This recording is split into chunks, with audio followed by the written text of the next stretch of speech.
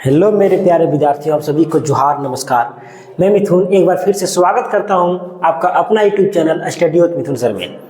अगर आप क्लास 9 की पढ़ाई कर रहे हैं और 2026 में आप एग्जाम देने वाले हैं 2000 जैक बोर्ड का, तो आपके लिए मैं लेकर के उपस्थित हूँ इस चैनल पर मैथ के इम्पोर्टेंट क्वेश्चन। क्योंकि आप लोगों का जो एग्जाम पैटर्न है वो ऑब्जेक्टिव है और उसी को मद्देनजर रखते हुए हमने प्रत्येक चैप्टर का MCQ प्रैक्टिस इस चैनल पर करवाएंगे। इसलिए लगातार आप लोग इस चैनल पर बने रहिएगा। अभी से लेकर के एग्जाम तक रेगुलर आपका MCQ प्रैक्टिस करवाया जाएगा। और जैसा कि आप लोग देख पा रहे हैं, JAC board 2026 math model questions आने की इस वीडियो में आप लोगों को मॉडल क्वेश्चन का प्रैक्टिस करवाया जाएगा। जो चूँकि हम लोग जानते हैं कि किसी भी कोई भी बोर्ड का एग्जाम हो, प्रत्येक वर्ष मॉडल प्रश्न जारी किया जाता है जो आपका एग्जाम को पैटर्न को बताता है कि किस प्रकार से किस लेवल का आपका क्वेश्चन रहेगा, किसी एग्जाम में क्वेश्चन पूछा जाएगा। तो जो 2026 का मॉडल पेपर है उसी मॉडल पेपर को हमने उठाया है और आज जो हम लोग प्रैक्टिस करेंगे पार्ट 1 ये है वीडियो, इसको 2 पार्ट में।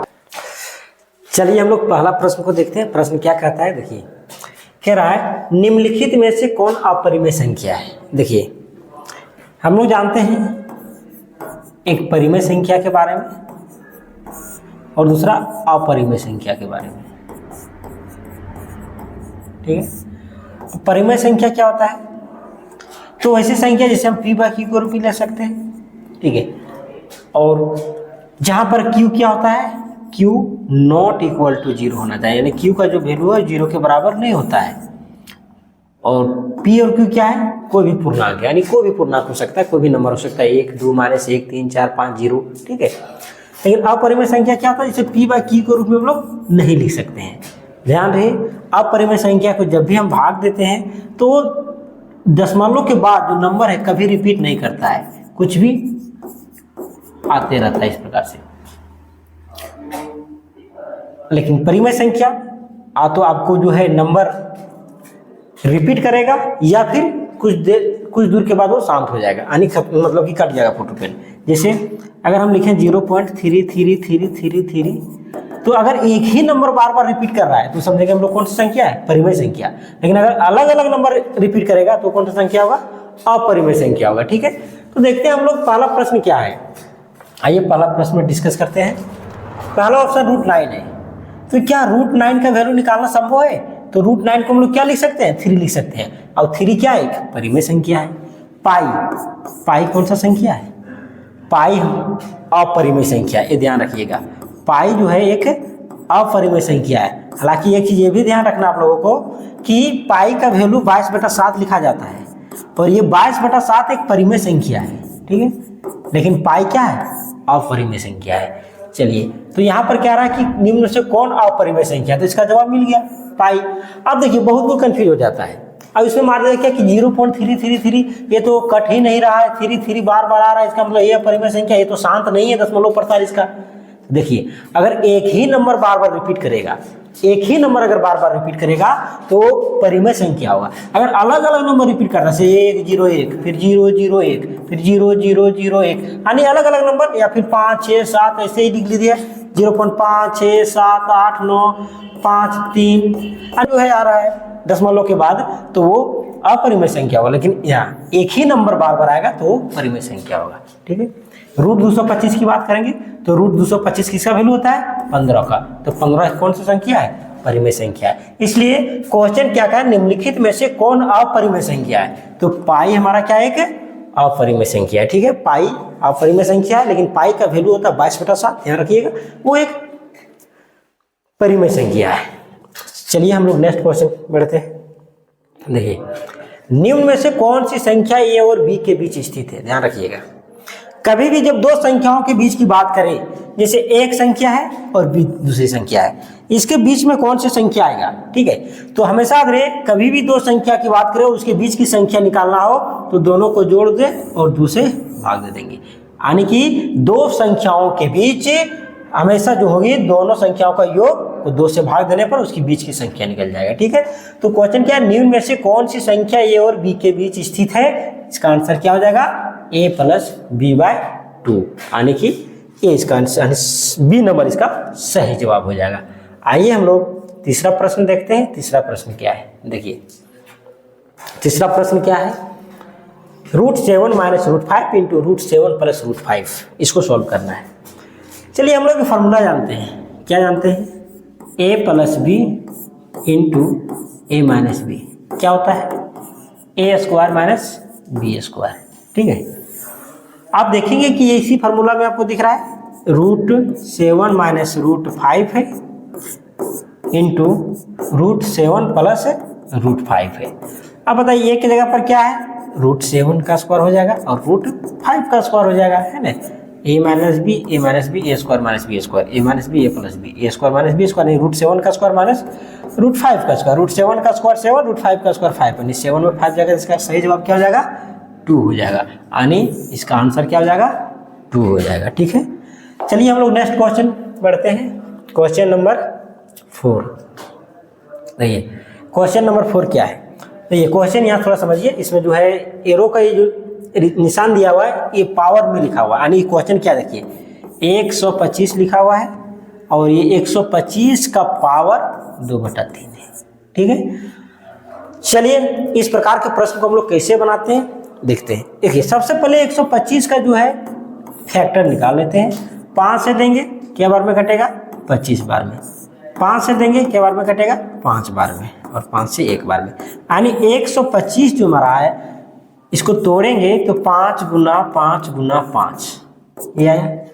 चलिए हम लोग देखते हैं 5 कितना बार आया है, 3 बार, तो 5 का पावर क्या लिख सकते हैं, 3, यानी 125 जो हमारा लिखा हुआ है इससे हम लोग जो क्या लिख सकते हैं, तो जो हमारा 125 का पावर 2/3 जो लिखा हुआ है इसको हम लोग लिख सकते हैं 5 का पावर 3 का पावर 2/3। अब आइए हम लोग समझते हैं, जब भी पावर के ऊपर पावर लिखा रहता है तो हम लोग क्या जानते हैं कि पावर के ऊपर अगर पावर है तो ये दोनों क्या हो जाता है, गुना हो जाता है, यानी 3 × 2/3, 3 से 3 कट जाएगा, 5 का पावर 2 बचा, और 5 का पावर 2 का मतलब 5 का स्क्वायर कितना हो जाएगा, 25 हो जाएगा। ये हमारा राइट आंसर हो जाएगा। ठीक है, तो ये हमारा ऑप्शन नंबर सी इसका सही जवाब है। चलिए हम लोग नेक्स्ट क्वेश्चन की ओर आगे बढ़ते हैं। क्वेश्चन को देखते हैं, निम्न में से कौन एक बहुपद नहीं है। चलिए अब बहुपद का क्वेश्चन आया, तो हम लोग जानते हैं बहुपद जो है हमेशा याद रखिएगा, जैसे x, y, z कुछ भी लिखा है 4 टर्म, यानी ये वेरिएबल टर्म है, और वेरिएबल टर्म का हमेशा जो पावर रहता है हमेशा एक पूर्ण संख्या रहता है, ये ध्यान रखिएगा, है ना, यानी कि आ तो x का पावर 1 रहेगा, 0 भी रह सकता है, x का पावर 2 रहेगा, x का पावर 3 रहेगा, x का पावर 4 रहेगा। ध्यान रखिएगा कभी भी बहुपद में x का पावर -1 नहीं लिखा रहेगा, x का पावर -2 नहीं लिखा रहेगा, यानी माइनस में पावर कभी नहीं रहेगा। पहला चीज ध्यान देना है। दूसरा चीज क्या है कि ये जो फ्रैक्शन में नहीं लिखा रहेगा, जैसे 1/x, 2/x नहीं है। ठीक है, तो हम लोग देखेंगे यहाँ पर जो है इसमें x² + 6x + 7 हम लोग वेरिएबल टर्म को देखेंगे, यानी x को स्क्वायर है, 6x का पावर 1 है, यानी कि ये बहुपद में है। नेक्स्ट प्रश्न को देखते हैं, क्या लिखा है, x + √5y + 4, ये भी हमारा है वेरिएबल टर्म, क्या है इसमें x और y है, और अगर वेरिएबल टर्म में x और y है तो इसका पावर 1 है, इसका भी पावर 1, यानी ये बहुपद है। आइए ऑप्शन नंबर सी पर आते हैं। ये क्या है option number C, x + 5/y + 105, है ना, ये है। अब बताइए क्या ये बहुपद होगा, नहीं होगा। क्यों नहीं होगा, क्योंकि देखिए जो वेरिएबल टर्म y है नीचे है, कभी भी हम अभी बोले कि अगर वेरिएबल टर्म जैसे 1/x रहे, 1/y रहे, या कुछ भी 2/y लिखा है, तो ये इस प्रकार से लिखा हुआ मिल जाए तो समझ जाइएगा वो बहुपद नहीं है। ठीक है, या फिर रूट के अंदर अगर ऐसा लिखा रह जाए √x, √y, तो ये भी एक बहुपद नहीं होगा। पावर हमेशा जो भी होगा x का पावर या y का पावर 1 रहेगा, 2 रहेगा, 3 रहेगा, इस प्रकार से नंबर में लिखा हुआ रहेगा, तब जानेंगे हम लोग बहुपद है। ठीक है, इसलिए आगे बढ़ते हैं। अब देखिए क्वेश्चन नंबर 6 क्या है, शून्यक निकालना है। याद रहे जब किसी भी बहुपद का शून्यक निकालना रहेगा तो जो भी वैल्यू दिया हुआ रहेगा उसको हम 0 मान लेंगे। ठीक है, जैसे 5x + 3 का शून्यक निकालना है तो 5x + 3 = क्या लिखेंगे, 0।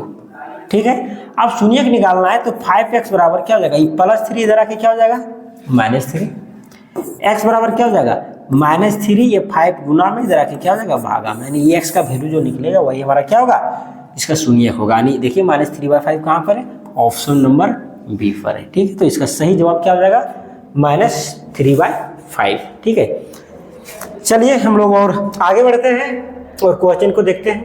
क्वेश्चन नंबर 7 देखिए क्या है, एक बहुपद दिया है x³ + x² + x + 1 तो p - 1 का मान निकालना। देखिए क्या दिया है, px बराबर कितना दिया है, x³ + x² + x + 1 दिया है। अब क्या कह रहा है, p - 1 यानी x की जगह पर आपको क्या बैठाना है, -1 बैठाना है। जहाँ x है वहां पर -1 बैठाएंगे तो क्या हो जाएगा, -1 का क्यूब प्लस -1 का स्क्वायर प्लस -1 + 1। ठीक है, अब -1 का क्यूब, देखिए अगर माइनस का पावर है तो याद रखिएगा, अगर पावर इवन में है तो पॉजिटिव लिखाएगा, अगर पावर अगर ओड में है तो नेगेटिव लिखाएगा। तो -1 का पावर 3 यानी कि -1 लिखाएगा। माइनस के 1 का पावर क्या है, ये इवन में है तो ये +1 लिखाएगा। प्लस माइनस -1 और इधर +1। देखिए माइनस प्लस कट गया, माइनस प्लस कट गया, यानी इसका आंसर क्या हो गया 0। तो इसका सही ऑप्शन क्या हो जाएगा, बी हो जाएगा इसका सही जवाब। ठीक है, चलिए आगे बढ़ते हैं हम लोग। क्वेश्चन नंबर 8, क्या बहुपद x² + 5x + 6 का गुणनखंड निकालना। देखिए गुणनखंड निकालने के लिए प्रश्न आया है, क्या है गुणनखंड, किसका निकालना है, x² + 5x + 6।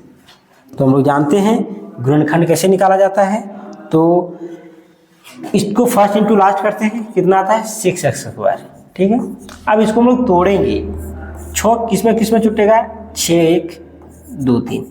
अब हमको बीच वाला नंबर देखना है कि किस, यानी गुना करने पर आना चाहिए 6x² और जोड़ने पर या घटाने पर 5x होना चाहिए।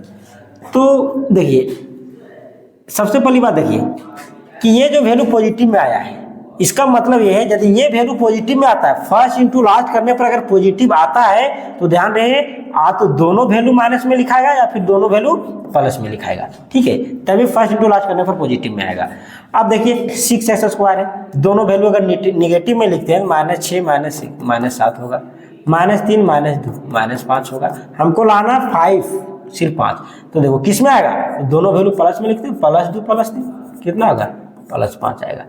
आने की ये हम लेंगे 2 और 3 वाला लेंगे, है ना, +2 और +3। ठीक है, तो इसको जब हम लिखेंगे क्या लिखाएगा, x² + 2x + 3x + 6, 2 और 3 5, 3 दूना 6x²। यहाँ से x कॉमन लेंगे तो x + 2 आएगा, यहाँ से 3 कॉमन लेंगे x + 2 आएगा। अब देखिए दोनों में से क्या कॉमन जा रहा है, x + 2, यहाँ बच क्या जा रहा है, x + 3। ये इसका गुणनखंड हुआ, यानी x + 2 x + 3 कहाँ पर दिया, ऑप्शन नंबर सी इसका सही जवाब होगा। ठीक है, बिल्कुल आप लोग जो है साथ में कॉपी कलम भी रखिएगा और प्रत्येक प्रश्न को कॉपी में नोट भी कर लीजिएगा, है ना, क्योंकि इस प्रकार के पैटर्न, ठीक है, जो आपका मॉडल सेट में जो क्वेश्चन दिया है सेम टू सेम इसी प्रकार से प्रश्न आपको एग्जाम में भी देखने के लिए मिलेगा। इसलिए प्रत्येक प्रश्न को कॉपी में नोट कर लेना है। अब बहुत सारे ऐसे भी प्रश्न होंगे जो आपको मॉडल सेट से ही डायरेक्ट उठाया जाएगा, है ना, इसलिए आप लोग जरूर कॉपी कलम साथ में रखिएगा। क्वेश्चन नंबर 9 क्या कहता है, वाई अक्ष पर स्थित किसी बिंदु का निर्देशांक होता है। अब देखिए हम लोग जानते हैं क्या, अक्ष जो होता है ये हमारा एक्स अक्ष है और ये हमारा वाई अक्ष है। अगर कोई भी बिंदु एक्स अक्ष पर है तो यहाँ वाई का मान 0 होगा, यहाँ वाई का मान क्या होगा 0। अगर कोई भी वैल्यू वाई अक्ष पर है तो यहाँ पर एक्स का मान 0 होगा। क्वेश्चन में कह रहा है कि वाई अक्ष पर स्थित किसी बिंदु का निर्देशांक निकालना है, तो एक्स का वैल्यू 0 होगा और वाई का वैल्यू कुछ होगा। ठीक है, तो x का वैल्यू 0 किसमें दिया, देखिए 0 0 इसमें है, 0 y इसमें है, x 0 इसमें, ये भी तो होगा नहीं। देखिए एक ये नंबर ऑप्शन है, एक बी नंबर है, x का वैल्यू 0। अब देखिए क्वेश्चन में y अक्ष पर है तो y का कुछ तो वैल्यू होगा। अब y का कुछ वैल्यू होगा, इसका मतलब x 0 होगा और y का कुछ वैल्यू होगा, मतलब जो y अक्ष पर होगा तो 0y होगा, और यदि x अक्ष पर होता तो x 0 होता निर्देशांक। ठीक है, ध्यान रखिएगा, y अक्ष पर किसी भी बिंदु का निर्देशांक 0y और x अक्ष पर किसी भी बिंदु का निर्देशांक x0। क्वेश्चन में पूछा है y अक्ष पर स्थित किसी बिंदु का निर्देशांक, तो क्या हो जाएगा 0 और y हो जाएगा। ठीक है, चलिए हम लोग क्वेश्चन नंबर 10 की ओर आगे बढ़ते हैं। कहता है बिंदु 3 7 की कोटि क्या है। देखिए निर्देशांक ज्यामिति जब हम लोग पढ़ रहे थे, आप लोग पढ़े होंगे तो देखे होंगे, ठीक है। यानी कि अभी जो हम लोग चर्चा किए कि ये एक्स अक्ष होता है और ये वाई अक्ष होता है। वाई अक्ष को कोटि बोला जाता है, ध्यान रहे, और एक्स अक्ष को भुज बोला जाता है, ठीक है। तो इसमें क्या पूछा गया है, बिंदु 3 7 की कोटि है। अब देखिए निर्देशांक जो है 3 और 7 है, तो हम लोग ये जानते हैं कि जो फर्स्ट वैल्यू रहता है वो एक्स अक्ष का होता है और सेकंड वैल्यू होता है वाई अक्ष का होता है, ठीक है। तो इसमें क्या पूछा है, कोटि पूछा है, यानी वाई का मान क्या होगा, तो वाई का मान 7 है, दूसरा वैल्यू वाई है, ठीक है। फर्स्ट वैल्यू हमेशा निर्देशांक में फर्स्ट वैल्यू हमेशा एक्स का लिखा हुआ रहता है और दूसरा वाई का वैल्यू वाई अक्ष का है ना। तो वाई अक्ष को ही हम लोग कोटि बोलते हैं, वाई का वैल्यू है, तो वाई का मान कितना है, 7 है, 7 इसका आंसर हो जाएगा, ठीक है। आइए क्वेश्चन नंबर 11 की ओर आगे बढ़ते हैं। कहता है क्या दिया क्वेश्चन, 3x माइनस 2y बराबर 5 है। इसको किस रूप में लिखना है, ax plus by plus c equal to 0 और यहाँ से a b c का मान फाइंड करना है, ठीक है। तो सबसे पहले देखिए जब भी इस प्रकार के प्रश्न आता है सबको एक तरफ लिख लो, 3x माइनस 2y, ये प्लस 5 इधर आके क्या हो जाएगा, माइनस 5 बराबर 0। आप देखिए इस रूप में आ गया। आप देखिए a की जगह पर क्या लिखा हुआ है, 3 लिखा है, b की जगह पर क्या लिखा है, देखो प्लस बी वाई होता है, यहाँ माइनस लिखा है, इसका मतलब b का वैल्यू माइनस में है। c की जगह पर क्या है, 5 है, तो प्लस 5 नहीं लिखिएगा, क्योंकि यहाँ जो फार्मूला होता है प्लस होता है और ये माइनस लिखा है, इसका मतलब इसका वैल्यू क्या होगा, माइनस। यानी a बराबर 3, b बराबर -2, c बराबर -5। कहाँ लिखा है, a बराबर 3, b बराबर -2, c बराबर, यानी इसका ऑप्शन क्या हो जाएगा, c हो जाएगा इसका सही जवाब, ठीक है। बिल्कुल इसमें आप लोग बने रहिएगा, हम लोग लगातार जो देखते हैं। क्वेश्चन नंबर 12 क्या है, यदि x बराबर 2 है, y बराबर 3 है, समीकरण क्या दिया है, 2x प्लस 3y बराबर k। अब देखिए यहाँ से k का मान निकालना है आपको, ठीक है। अब k का मान क्या होगा, तो क्वेश्चन में दे दिया है x बराबर कितना बैठाना है, 2 और y बराबर 3, तो जहाँ x है वहाँ पर हम 2 बैठा देते हैं और जहाँ y है वहाँ पर 3 बैठा देते हैं। अब यहाँ से हमको k का वैल्यू निकल जाएगा, 2 दूना 4 और 3 दिया 9, यानी बताइए k बराबर 9 और 4 कितना हो जाएगा, 13, यानी k का वैल्यू जो हो जाएगा 13 का राइट ऑप्शन बी हो जाएगा, ठीक है। चलिए क्वेश्चन नंबर 13 क्या है, 3x माइनस 2y बराबर 0 का एक हल है। अब देखिए क्या दिया है, 3x माइनस 2y बराबर 0 का हल कौन सा होगा। देखिए इस प्रकार के प्रश्न को आपको ऑप्शन से बनाना है, ठीक है। x का वैल्यू बैठाना और y का देखना कि कौन सा वैल्यू x और y के बैठाएंगे जो 0 आएगा। एक ऑप्शन चेक करते हैं, यदि x बराबर 3 बैठाएंगे तो आएगा 3 गुना 3 माइनस 2 गुना y का वैल्यू 2, 3 तिया 9, दूसरा 4 5, क्या 0 आया, क्या नहीं आया। अगर 0 नहीं आया तो ये तो नहीं होगा इसका आंसर।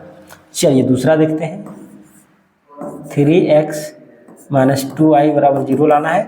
x के जगह पर क्या दिया है, 3 माइनस 2 गुना y के जगह पर क्या दिया है, -2, 3 दिया 9 और माइनस गुना माइनस प्लस 4, 9 4 कितना, ये 13, क्या 0 आया, नहीं आया, तो ये भी इसका आंसर नहीं होगा, ठीक है। चलिए ऑप्शन नंबर सी चेक करते हैं, 3x माइनस 2y बराबर 0 लाना है। x बराबर बैठाएंगे 2, y बराबर बैठाएंगे 3। अब देखिए 3 गुना 6, 2 तिया 6, 6 में 6 जाएगा तो 0, यानी सेटिस्फाई कर रहा है हमारा कौन सा ऑप्शन, सी नंबर ऑप्शन। यानी इसमें क्या है, 3x माइनस 2y बराबर 0 का हल निकालना है, यानी x का वैल्यू और y का वैल्यू पुट करना है जिससे हमारा ये समीकरण क्या आ जाए, 0 आ जाए। तो हम लोग 2 ऑप्शन देखे, नहीं आया, तीसरा ऑप्शन में आ गया। चौथा भी चेक कर लेंगे, ठीक है।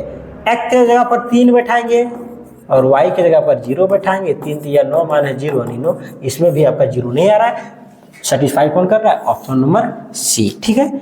चलिए आगे बढ़ते हैं। अब देखिए क्वेश्चन, देखिए क्वेश्चन क्या कह रहा है कि वह कथन जिसे सिद्ध किया जा सकता है क्या कहलाता है। यानी हम लोग जो सिद्ध करते हैं तो सिद्ध करने वालों को क्या बोलते हैं कि ये सिद्ध हो गया, थ्योरम बोलते हैं, प्रमेय बोलते हैं, जाहिर सी बात है ये प्रमेय कहलाएगा, ठीक है। सिद्ध करने वाले चीज को हम लोग प्रमेय बोलते हैं। आइए क्वेश्चन नंबर 15 क्या कहता है उसको देखते हैं। 2 भिन्न बिंदुओं से होकर कितनी रेखाएं खींची जा सकती है। देखिए दो बिंदु हम लोग लेते हैं, एक बिंदु यहाँ ले लिए, एक बिंदु यहाँ। अब बताइए ये दोनों बिंदुओं के बीच में हम लोग क्या गो लाइन खींच सकते हैं? ये वो खींचे, और कोई खिंचाएगा क्या? लाइन खींच रहे हैं, ऐसा बात थोड़ी कि इसको ऐसे मिला देंगे चाहे ऐसे मिला देंगे, नहीं, लाइन सीधा लाइन होता है। तो बताइए क्या गो लाइन खींचे, कितना लाइन खींचे? दो बिंदु ए और बी के बीच में कितना लाइन खींचे हैं? तो कभी भी दो बिंदु मान लीजिए ये है, एक बिंदु बी लिखे हैं, और इसके बीच का जो लाइन खींचेंगे सिर्फ और सिर्फ एक ही लाइन खींचाएगा। याद रखिएगा, दो बिंदुओं के बीच हमेशा सिर्फ और सिर्फ एक ही लाइन खींच सकते हैं, ठीक है। तो दो भिन्न बिंदुओं से कितनी रेखाएं खींची जा सकती है? तो एक ही रेखा खींची जा सकती है, एक के अलावा हम लोग यहाँ नहीं खींच पाएंगे, ठीक है। आइए क्वेश्चन नंबर 16 की ओर बढ़ते हैं। 80 डिग्री का पूरक कोण है, देखिए आ गया पूरक और संपूरक पर। तो हम लोग जानते हैं पूरक कोण क्या होता है? जब दो कोणों का योग, जैसे कोण एक ए मान लिए, दूसरा कोण बी है, अगर ये दोनों मिलकर कितना डिग्री है? 90 डिग्री है, तो पूरक कोण होगा। यदि angle A plus angle B 180 degree है, तो कौन सा कोण होगा? समपूरक होगा। ये हमारा पूरक कोण और ये हमारा क्या होगा? समपूरक। तो यदि दो कोणों का योग 90 डिग्री हो तो पूरक कोण, और यदि दो कोणों का योग 180 डिग्री हो तो समपूरक कोण, ठीक है। अब बताइए इसमें कह रहा है कि 80 डिग्री का पूरक कोण क्या है? तो पूरक कोण निकालने के लिए ध्यान रखिएगा, जो दिया रहेगा उसमें 90 में से घटा दीजिएगा, या फिर देखिएगा कि इसमें क्या जोड़ेंगे तो 90 बन जाएगा। तो बताइए 80 डिग्री को पूरक बनाना है, तो 80 डिग्री का पूरक क्या होगा? 10 डिग्री, क्योंकि 80 प्लस 10 करेंगे तभी तो 90 डिग्री होगा। आने की इसका जो सही जवाब हो जाएगा 10 डिग्री हो जाएगा, ठीक है। आज हम लोग टोटल 16 प्रश्न किए। अब जो क्वेश्चन बच गया है हम लोग नेक्स्ट वीडियो में उसको हल करेंगे, ठीक है।